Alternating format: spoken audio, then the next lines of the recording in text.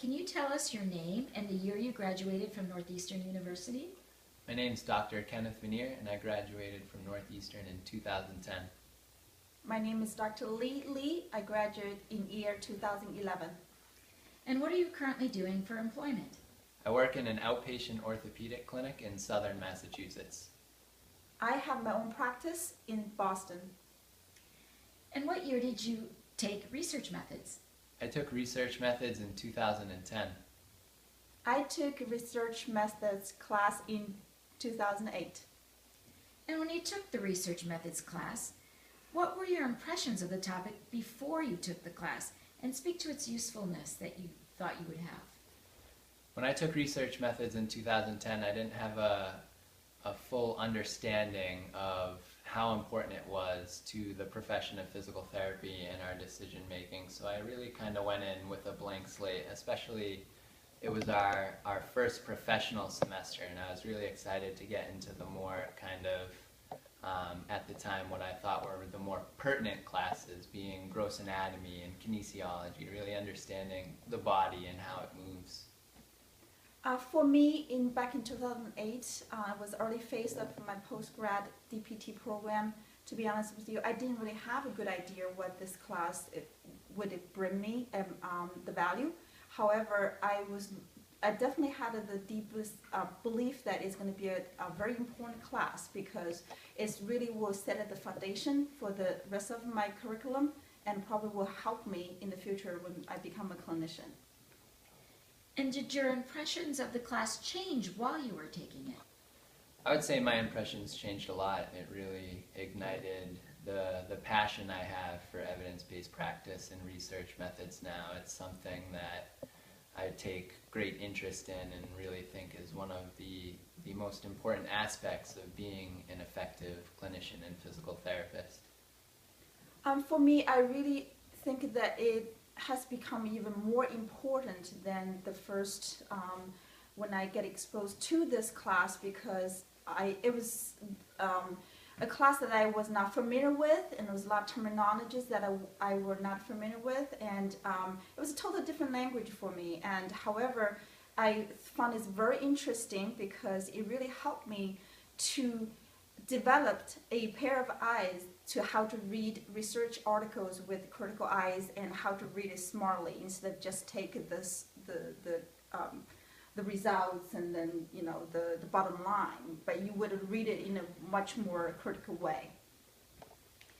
While you were a student at Northeastern University, did you use research methods or evidence-based practice in other classes, in your co-ops, in your clinical education?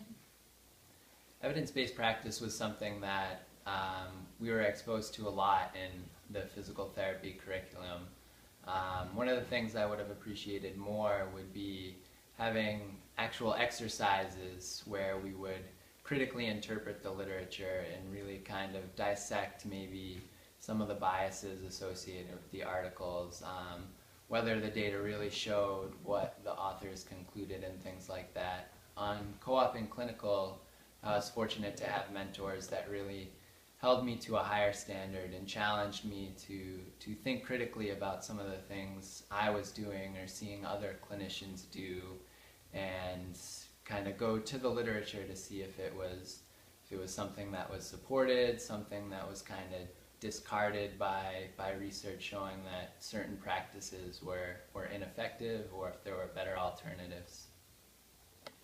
For me, the research methods class was actually threaded throughout the rest of the program, even though it was not mentioned. However, really the skills and knowledge that I actually gained from that class, I was able to apply to the courses that, for example, musculoskeletal or I even forget the name of the class, but anyway, for the Neurorehab. Neurorehab, right? Thank you. And it's so many articles that the professors require us to read, and without really knowing how to read these articles and how to really assess with critical eyes, with the skills that from the research class, I was not really able to do that. And through the co-op, through the clinical education, which was really even more important to have the skills, because you will be on your own. Kenny, you were lucky. You have CIs that were very up to date, have the great research skills to guide you through. Some of us probably not so lucky that we had to really look for the material information on our own. And luckily, because of the research methods class, I was able to build the foundation and therefore to help me to really successfully complete my clinical education. Now that you are both professionals, how do you use research methods or evidence-based practice when you're at work?